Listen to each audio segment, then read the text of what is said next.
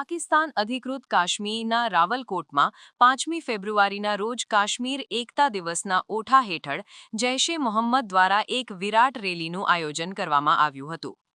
પાકિસ્તાની સેનાના પ્રત્યક્ષ દેખરેખ અને સુરક્ષા કવચ હેઠળ આયોજિત આ કાર્યક્રમમાં જૈશના બુરખાધારી આતંકવાદીઓએ અત્યાધુનિક શસ્ત્રો સાથે માર્ચ કરી હતી. રાવલકોટના મુખ્ય માર્ગો પર આતંકવાદીઓએ ભારત વિરોધી ઉગ્ર સૂત્રોચ્ચાર કર્યા હતા અને જેહાદી પ્રચારના બેનરો પ્રદર્શિત કર્યા હતા, જે પાકિસ્તાન દ્વારા આતંકવાદને અપાતા સત્તાવાર સમર્થનનો જીવંત પુરાવો આપે છે. આ કાર્યક્રમમાં માત્ર જૈશે મોહમ્મદ જ નહીં, પરંતુ લશ્કરે તૈયબાના ટોચના નેતાઓ અને પેલેસ્ટાઈની આતંકવાદી સંગઠન હમાસના પ્રતિનિધિઓની હાજરીએ સુરક્ષા નિષ્ણાતોને ચોંકાવી દીધા છે.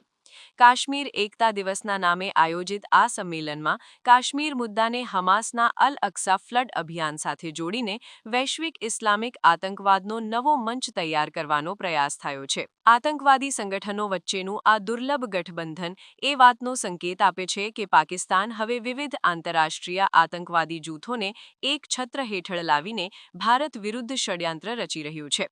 વૈશ્વિક સ્તરે આર્થિક પ્રતિબંધો અને દેખરેખ હેઠળ હોવા છતાં પાકિસ્તાનની ધરતી પર આતંકવાદીઓનું આ પ્રકારનું ખુલ્લેઆમ પ્રદર્શન તેના બેવડા વલણને ખુલ્લું પાડે છે.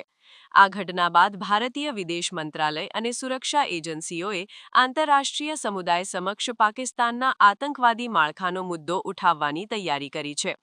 રાવલકોટમાં બનેલી આ ઘટના પાકિસ્તાનના સત્તાવાર તંત્ર અને આતંકવાદી સંગઠનો વચ્ચેના અતૂટ સંબંધોને પુનઃસ્થાપિત કરે છે, જે ભવિષ્યમાં સરહદ પર તણાવ અને આતંકવાદી ઘટનાઓમાં વધારો કરી શકે છે.